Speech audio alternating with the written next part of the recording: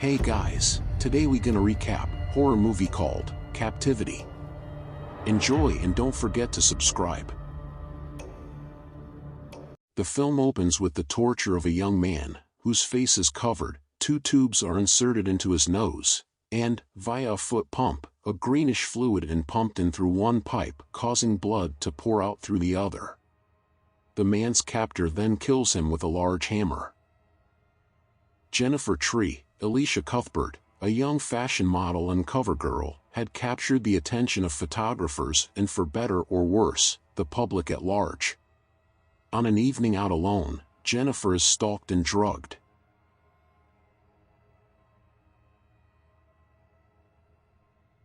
She wakes in a stupor to find herself captive and confined to a cell. A series of metal bins and numbered lockers abruptly swing open in front of her. They contain personal items taken from her apartment. She is forced to view videotapes containing images of the victims that were tortured previous to her captivity, as well as videotaped interviews she had given to the media in the past. Trapped, realizing there is no way out, Jennifer pleads and screams to anyone that might hear her. During her confinement, she is subjected to various forms of psychological and sensory torture. She is forced to drink a blended mixture of an eye, ear, and nose of a previous victim. Then, she is made to decide who dies within 30 seconds, herself or her dog, Susie. Jennifer eventually finds she is not alone. A young man, Gary Daniel Gillies, is being held captive in an adjoining cell. The two make contact and try to find out why they are being held. After watching the horrific scene, they find their way out. A fight ensues between Gary and the captor.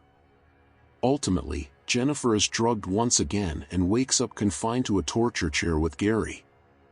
Ready to pull out Jennifer's tooth, Gary insists the captor take his out instead.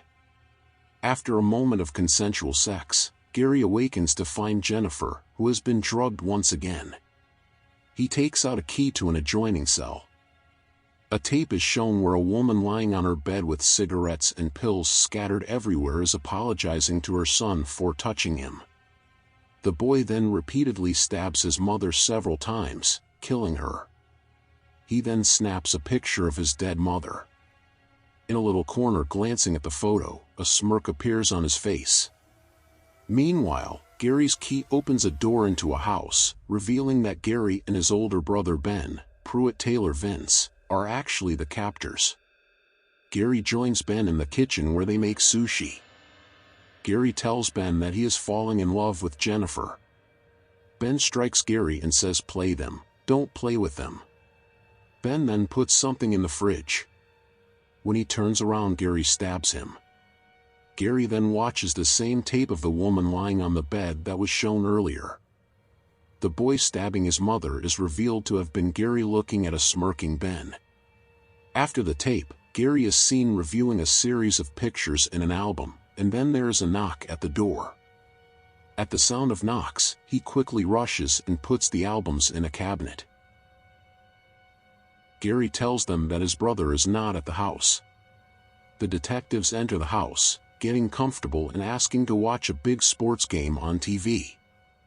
One of them flips the channel to the surveillance video of Jennifer sleeping. Seeing this, Gary shoots them both. He runs down to where Jennifer is being held and tells her that he has killed them and that it is time to go. He places Jennifer in a room and tells her not to go.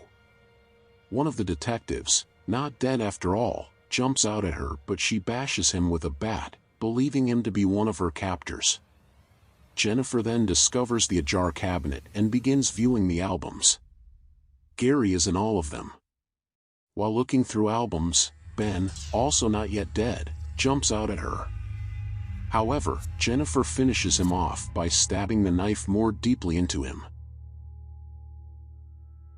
After viewing the albums, Jennifer hears the detective's pager ring and she goes through his personal belongings.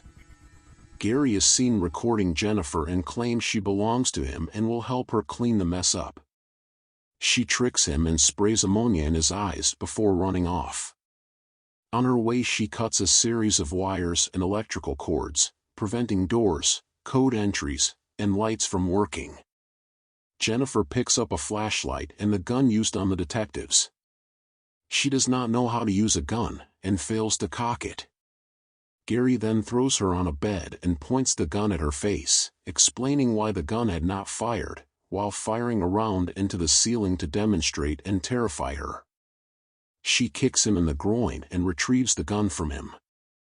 This time she cocks the gun.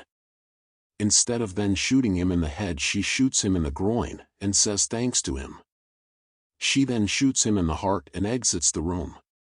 She leaves the house, and the last scene shows posters of Jennifer's new film, Dare. Please subscribe for more movie